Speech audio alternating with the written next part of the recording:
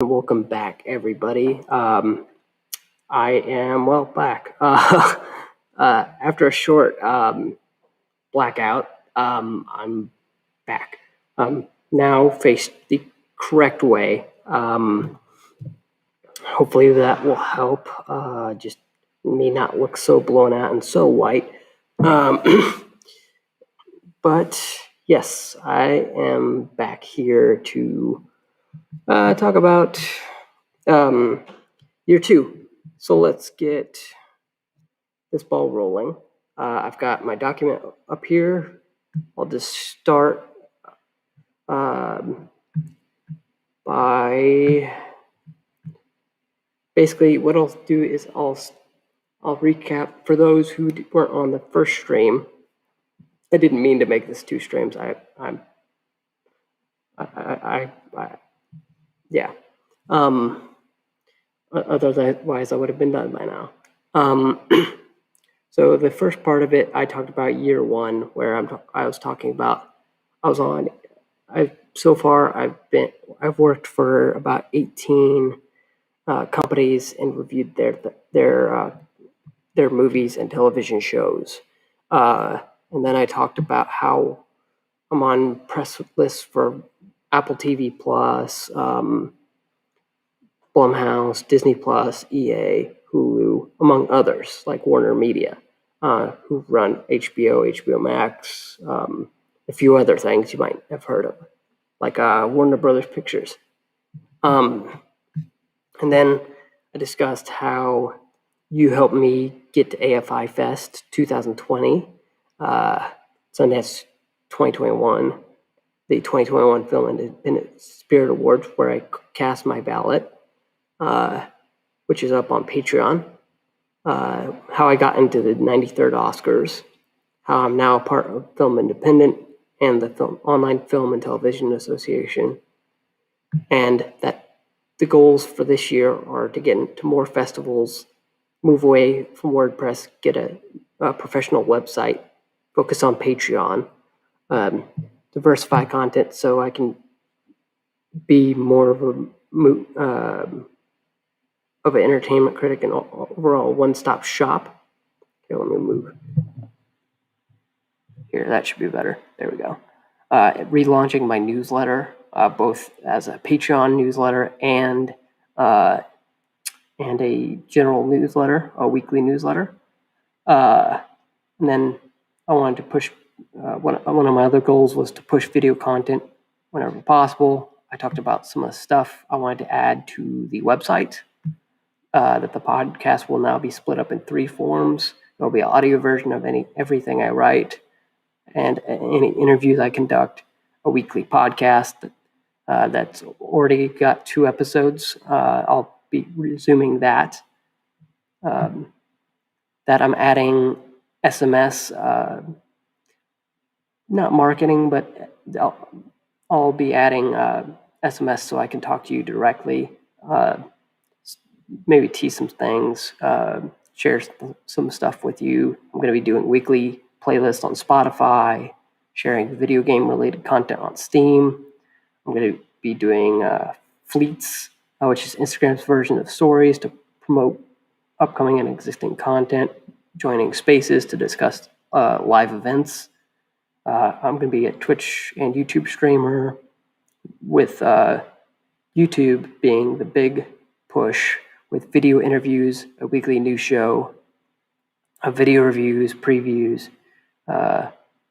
live streams to react to events, and that kind of thing. And now we get to where I kind of left off. All patrons will now receive, starting on May 1st, lens clips to provide short updates and behind-the-scenes content that's I haven't provided before. A weekly schedule that goes out every Monday.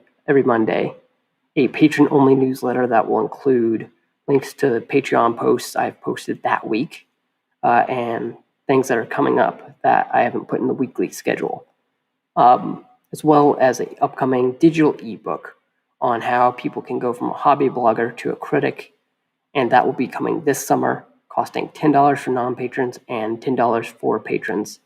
But if you're at the Todd Ingram level, you'll receive that book for free. For the Todd Ingram level or above. So that's $10 and above on Patreon.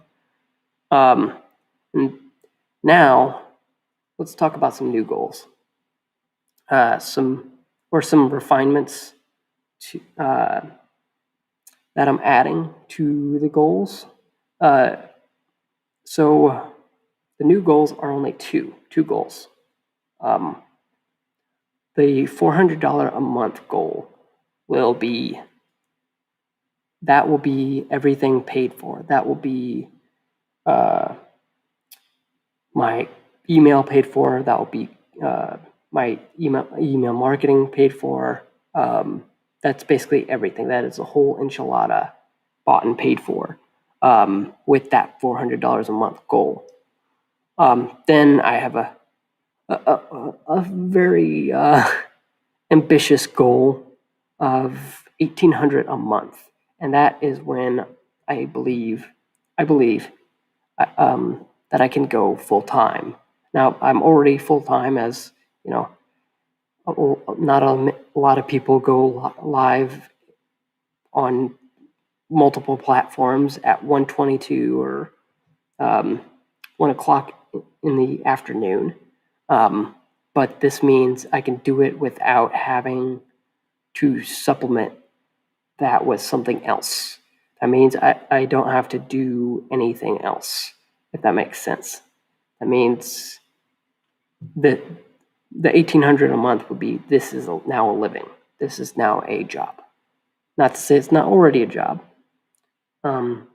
but this is where it turns it into a serious thing. And then from that point on, I can start doing other stuff. And speaking of that other stuff, there's something I'm rattling around in my brain. I probably shouldn't even announce it, but I'm going to anyway. Next month, I will be live streaming for 8 hours in order to kind of do what a lot of live streamers do from time to time. That will be a charity stream, I believe it's called. Although I'll work on the wording. So I can get better studio equipment, so you can get rid of this echo. So I can get because this is the mic. Oh, sorry. The microphone I have does not have a sound baffler along it. I have, and basically what sound baffling does is it redirects. It's like cupping your voice back to you. Like this. This is what it sounds like when I cup the audio. It sounds a lot cleaner, right? So basically what that would do is make my voice bounce off that baffler and not all across this entire room, which is nice. I mean, I have a pop filter, but that doesn't do much, I'm afraid, because this kind of has a built-in pop filter into it. It's the PreSonus Revelator. It's kind of a new thing. But that's the name of the microphone. And while parts of it are good, it doesn't handle echoing very well. I mean, I have a thing running right now where it's supposed to be cutting out that echoing, and it's not doing that at all. Now, that could be user error, but a lot of people have told me that if I could just put a sound baffler, which is just like a half circle, that'll help a lot. So that's one of the things I'm going to be getting with the money I raised during that stream.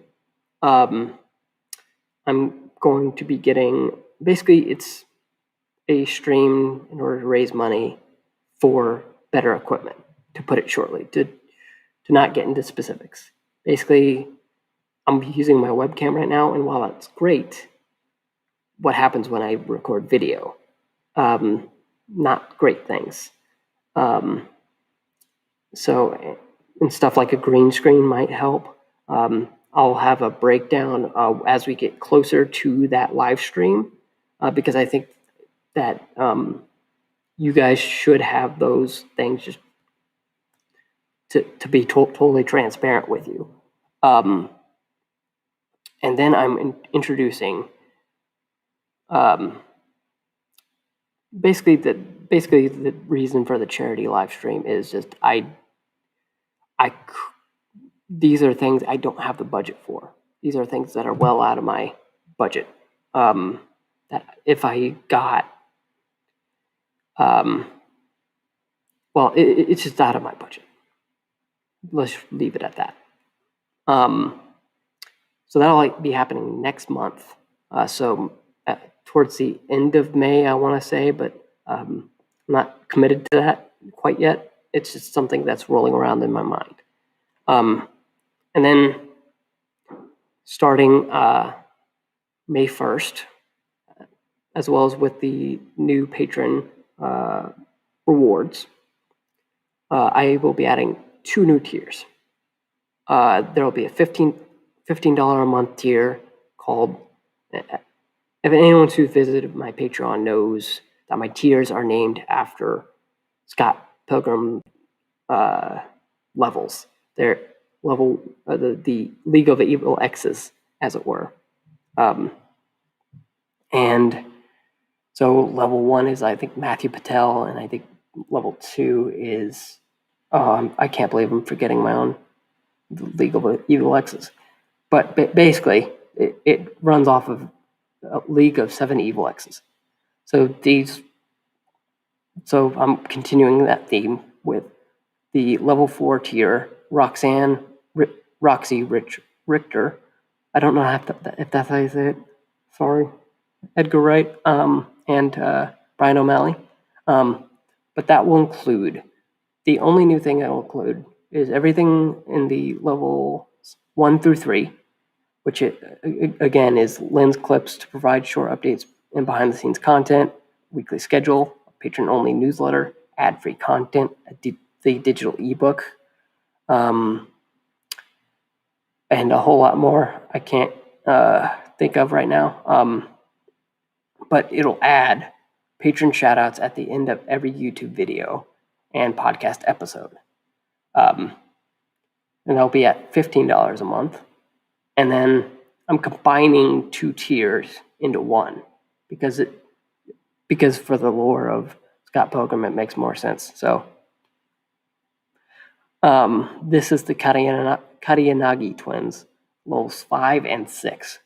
And those will be at $20 a month. So it's just 1 tier, but since we're going with the theme here of Scott Pilgrim villains, that there are 2 tiers at the same time.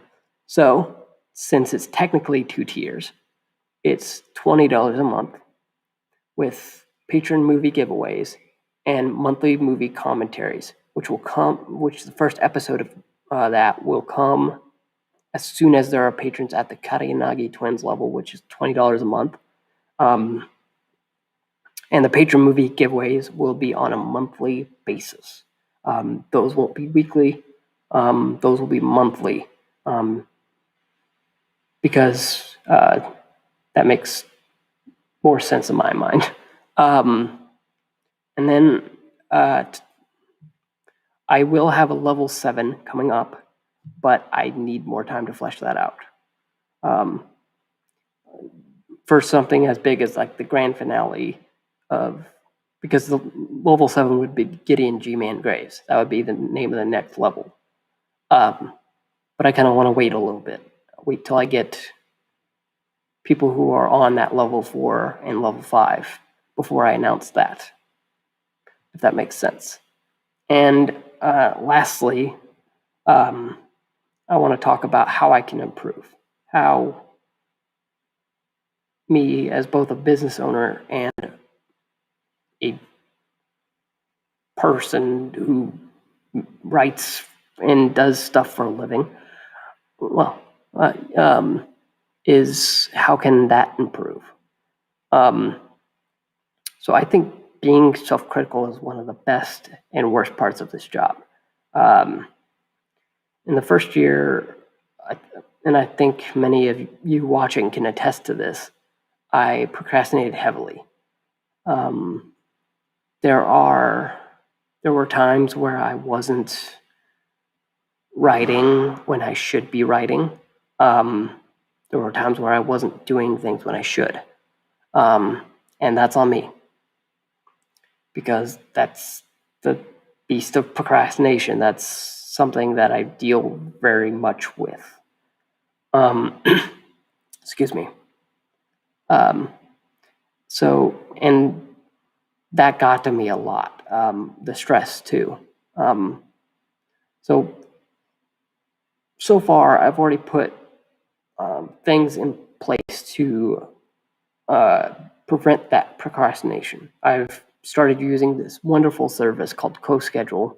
If you write, I wholly recommend it, because it helps me reshare content.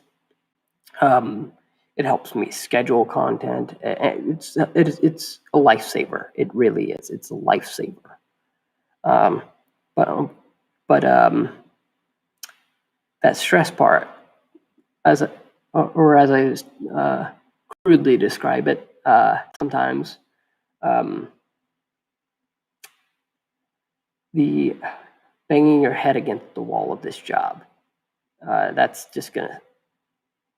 stays. That's something that's always gonna be there, and I have to learn to deal with that. That's just being a business owner. So that's something I have to okay, maybe do this to alleviate stress, or do that. Maybe, it's pretty straightforward. I think I just need to put those things in place. And this is my last announcement of the night, and why I'm introducing 2 new tiers. Or of the night. What am I talking about? It's 1:32 p.m. here. Okay. Anyways, I am introducing something that has helped me a lot in my first year. Something that has helped me in my first year is having a variety of people to talk to about what I'm writing. So that's whether that's, hey, can you read this? Or, hey, can you do this?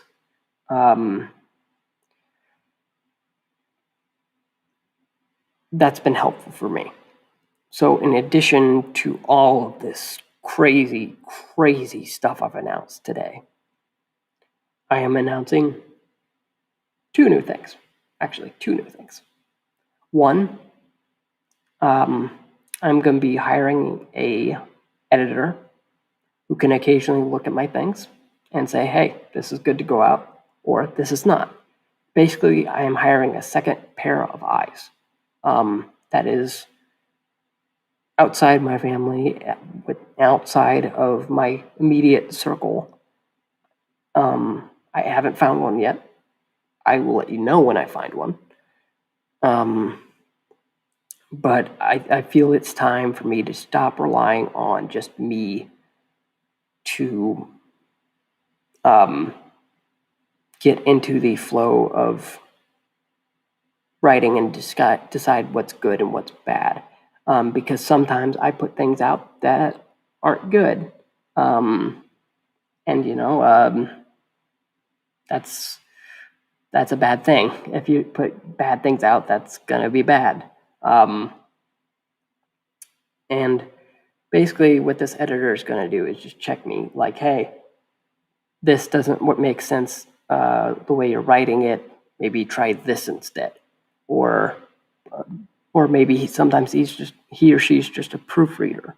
That's a very open discussion, and that I'm willing to have with all of you watching, and with all my patrons, Shane, Thomas, Joseph Davis, all of them. I'll be discussing this with them as well. And the last thing is that I am going to be opening up the website to contributions. That means at any point, if a writer comes to me and says, hey, I'm looking to get started, how can I do it? I'll just tell them, hey, you can contact me at this email address, or we'll talk over DMs or what have you. And I will get him set up to write for Austin B Media. And if he or she wants to go to a festival, I will be the one to say, hey, I will write your letter of accreditation. I will do this. And they don't have to be permanent. They could write for other sites. In fact, that actually leads me to my last announcement. I know I said this was the last announcement, but I remembered something. It could be on the contributors can be on a regular basis or a semi-regular basis, or hey, I'll just write this thing about this one thing I like. I do not want to hold any of these contributors to any sort of ideal that they cannot live up to, especially if they're just starting out. Now, will I ask them for writing samples? Sure. Yeah, I will. Will I ask them what they're interested in and how I can help them? Yes, because it's not just me helping them, or it is just me helping them. That is just what it is. It's me saying, hey, how can I help? How can I be of service to you based off of what I've already learned? And I think that's more valuable than having them say, put out something and I'm like, hey, I don't think you did your best effort on this. Can we, or I just don't think it's valuable to them if I just take a hands-off approach. I think it's more valuable to the upcoming contributors that I be hands-on and say, hey, this wasn't as good this week. Why isn't that? Why is that? You seemed really passionate about this thing and now you're not. Why? And I guess that's kind of the role of an editor-in-chief, but I don't see myself as that. I see myself as the founder and CEO of Austin B Media. And to answer the question of, I'm sure this is a question, but if not, okay. Will I pay these contributors? That's something I'm going to leave up for discussion, that I'm going to be discussing over the next month or two, because if they deserve it, then okay. But if they're just starting out and they don't look at this as a job, basically my whole thing is, if it's not a job, if it's not a regular thing, I look at these contributors not as staff writers. I look at these as contributors in the fullest sense, that they're just coming on to write, to expand their portfolio, and I will give them proper credit. That if they write, basically, the gist is I haven't figured it out yet. Let's just leave it at that. I really haven't figured out that part of it yet.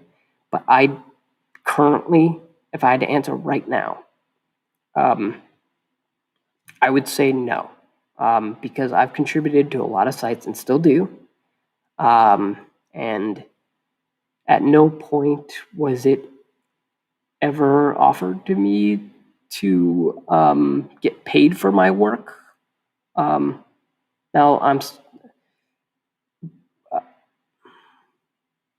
because I think I'm not going to pay them in exposure. I'm just going to pay them in knowledge, if that makes sense. I know that's kind of controversial, but if they're not regular, or if they're not, it just doesn't make sense to me. If it becomes a thing where they add so much value to Austin B Media as a company, where it'd be almost ridiculous to not pay them, then that would make sense for me to say, okay, I need to start paying this person, or they're going to go leave because they're providing so much value to Austin B Media that I don't want them to leave. I know that sounds weird, but it makes sense in my head, I guess. Last announcement. And this is more a personal thing for me than Austin B Media as a whole. For those of you who may or may not know, a lot of what a critic does is not just for one site, it's for several. Now, I'm not announcing any departure from Austin B Media. This is still my main gig. But I am beginning the search for a news outlet in which I get paid for what I write and what I produce, whether that be a local newspaper or an online outlet. I am beginning the search to start diversifying what I do as just Austin Belzer, really. Whether that be, columns or op-eds or whatever. I kind of do see it to be valuable, especially if I'm going to get into festivals as Annecy, Berlinale, Cannes, Holly Shorts, Hot Docs, Rain Dance, BFI London. Like, if I'm going to get into all these big industry events and get invited back next year or later this year, I see it as a valuable asset to me to pursue writing at other outlets in addition to Austin B Media. Now, I already do some of that. Like my Minari review, that was not for Austin B Media. I wrote that at sifpop.com. That's one of the places I already contribute to. And prior to this, I contributed to Movie Health Community. I'm going to resume some of that because I do think that is something valuable to people who want to go see a movie, television show, or a video game, and maybe just don't know whether it's safe for them. I think that's a valuable thing for them, and for me, just knowing how many times I've gone into a movie and had to exit the movie theater because I'm like, I can't watch any more of this, because of the strobing lights or something like that. But needless to say, I'm not leaving. None of this is, hey, I'm leaving, I'm going to leave it in the hands of these writers, or, hey, I'm going to take just, none of this is that. What I see it as is adding more credentials in my portfolio. And first, if I want to get into more film guilds, like, say, the Online Film Critics Society or Rotten Tomatoes next year, or you name it. I mean, I know several people who write for 4 or 5 outlets, maybe even more. So that really is what it comes down to, is it's not me leaving. It's me finding new ways to distribute what I like to talk about. And that's what this whole thing has been about. I mean, when we're talking about YouTube, we're talking about all these new content avenues like YouTube, Twitch, Steam, Spotify, Letterboxd. It's all about that. It's about diversifying what I do as just Austin Belzer, because that's what Austin B Media is it started out as just, hey, this is what I like writing about, and now I get to bring other people into it. That's great, and I hope I can't wait to see what people submit. I can't wait. I'm really really excited to maybe see what other voices can bring in addition to mine. So, with that said, I think that is all I have for you for year 2 as of right now. I want to thank all of you who have been on the stream pre-blackout and post-blackout. I appreciate all of it, and I apologize if I didn't get to any comments. I don't see all of them. So until next time, this is Austin.